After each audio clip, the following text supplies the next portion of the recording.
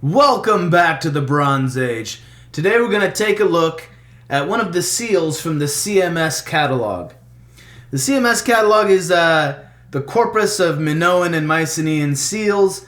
It should be the CMMS catalog, but you know what? We're ignoring the Mycenaean part for now, so we're just going to call this the corpus of Minoan seals. And this seal that you're looking at right here, this sketch of a seal that you're looking at, this is from Volume 10 of the CMS catalog. This is number 261. Sometimes I've seen it listed as 261-1. But yeah, this is CMS X, Volume 10, number 261. And you can see male figure on the right, on the left, female figure on the right, a little baby up above them, shooting star or something up there. And the male and female figure are stretching hands out to touch each other. So, what are we looking at? Well, let's first take a look at the actual seal itself. So you can see this. This is an actual picture of the seal right here, down here. You can see it's a little corroded, a little hard to make out the detail. So what they do is they press it into a medium, some kind of like soft clay, and then you get more of the detail here, and then they sketch from this inverse impression. They sketch the details out. So you can see, like, when you look at this, and you look at the original, it's like, what is this above them? It just looks like a line and then a little smudge. I kind of think it looks like the poop emoji. But when you press it into clay, you start getting more of the shape, and then you get to the sketch, and you're like, oh, that's a baby. And then this line starts to take on, you see three little indentations, and then that's where they sketch this idea of maybe a meteorite falling, some kind of shooting star. Although there are other, interpretations of what these shapes might be. But generally, it looks like a baby and it looks like a shooting star. So if we scroll down here a little bit, so inverse number 1962, 19775, whatever, stereotype black, female figure, goddess, seated on rocks with arms across her breast and right arm outstretched, facing her a smaller male figure in Minoan kilt with left arm outstretched towards her. Above their arms, a third tiny figure seated with arms reaching out towards its feet, diagonal line behind the third figure, and two lines just in front of the legs of the second figure. Yeah, so you can see, here's the original with the male figure on the right, and these little two lines down here. Was this part of a larger, was this connected to him, but has just been damaged or worn down on this portion of the seal? Because it does kind of look like it would fit in with whatever's coming off of his kilt over here, and you get a little line over here as well. But that's that's open to interpretation of what this is. But definitely, if you go back to the sketch, he's definitely a seated woman stretching out hands, touching the hand of some male figure. There's a baby above their hands, and then a shooting star.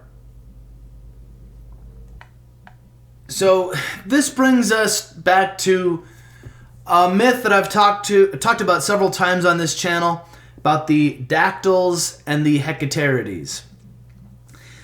And I just want to reiterate, the Minoans do not disappear at the end of the Bronze Age.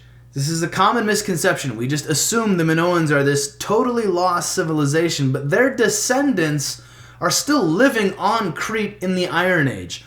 And the Iron Age Greeks call them the Ateocretans, which means the true Cretans. And, the Minoans of the Bronze Age, they wrote with linear A, a syllabary called linear A. That syllabary still survives after the Bronze Age. Even though writing mostly disappears, it doesn't completely disappear.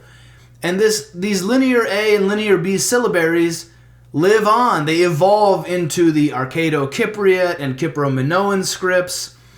And this culture continues on, at least until the 4th century BC. Some people speculate until the 1st century BC, 1st century AD. So almost to around the time of the birth of Christ, this culture is still in existence.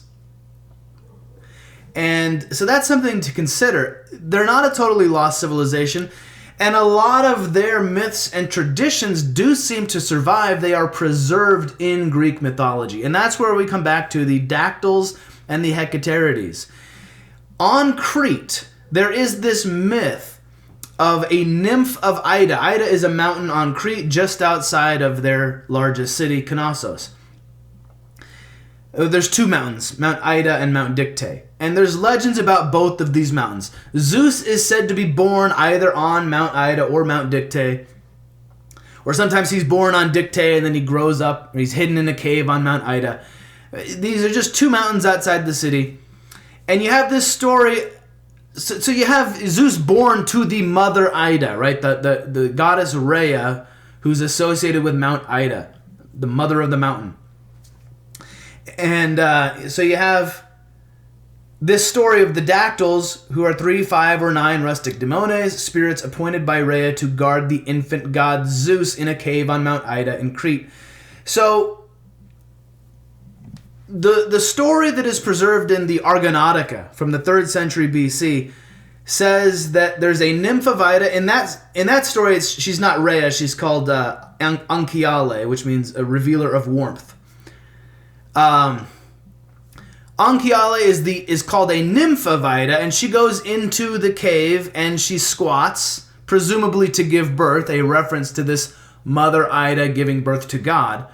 And as she squats to give birth, she digs her hands into the dirt, and 5-finger men and 5-finger women spring up from her hands, sometimes 10-finger men, 10-finger women. And again, sometimes 3, sometimes 9, sometimes 7 is another one. The story is told many different ways on many different islands of the Aegean, but the Cretan version seems to be associated with 5 or 10. And from them, from the finger men and finger women, they then join, the dactyls and the hecaterides then join together, and they birth the first 100 Cretans. It seems to be a Cretan creation myth. It is probably an Eteo-Cretan creation myth. This is probably how the Cretans of the Bronze Age thought of their tribe being created by the divinity. So the dactyls and the hecaterides give birth to the first 100, the tribes of Curetes, the first Cretan men. And sometimes the dactyls are called Curetes. So the 5 dactyls were usually regarded as identical to the Curetes or the fathers of them. They also had an equal number of sisters named hecaterides, who together appeared to have represented all 10 fingers of the human hand. Dactyli or dactyloi. I always say dactyloi, but in Greek it's dactyli. In Mycenaean Greek it would have been dactyloi, so I'm not butchering Greek, I'm just speaking in the true dialect. Okay? Dactyli, dactyloi, being the Greek word for fingers. The male and female dactyls were joined in marriage, perhaps imagined as a harmonious finger-to-finger folding of hands. And from this union were born the Satyrai, the Oreades, and the tribes of Curetes. So the first Cretan men. So I just want to reiterate, male and female fingers of divinity joined in marriage, perhaps imagined as a harmonious finger-to-finger folding of the hands, and from this union were born the first Cretan men. The male and female hands of divinity, the male and female fingers of divinity, touching together in harmonious union, producing a child, producing creation.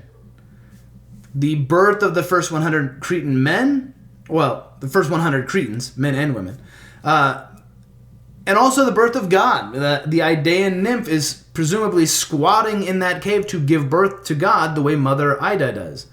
So the Idaean nymph, the mother of Ida, probably the same character, whether you want to call her Rhea or Anchiale, but in the in the Bronze Age, it's this idea of the mother of the mountain giving birth to the male half of divinity and giving birth to the finger men and finger women, who then give birth to the first 100 Cretans.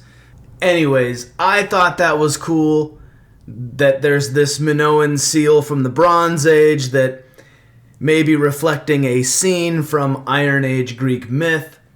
You know, a lot of people don't pay any attention to the mythology, especially these minor characters like the dactyls and the hecaterides. But oral traditions, and that's where these myths come from. They're oral traditions that are written down in the Iron Age. But oral traditions are a lot more powerful than people give them credit for. They can keep a story alive for centuries, possibly even thousands of years in some cases. And so, you know, here's this story written down in the Argonautica in the 3rd century BC that seems to relate to scenes we see in Minoan art 1,000 years earlier. So I don't know. I just wanted to leave you with that. You can make up your own mind. Let me know in the comments what you think. Do you think this is a scene of the Minoan creation myth? I'd love to hear your thoughts, and then we can meet up again in the next video.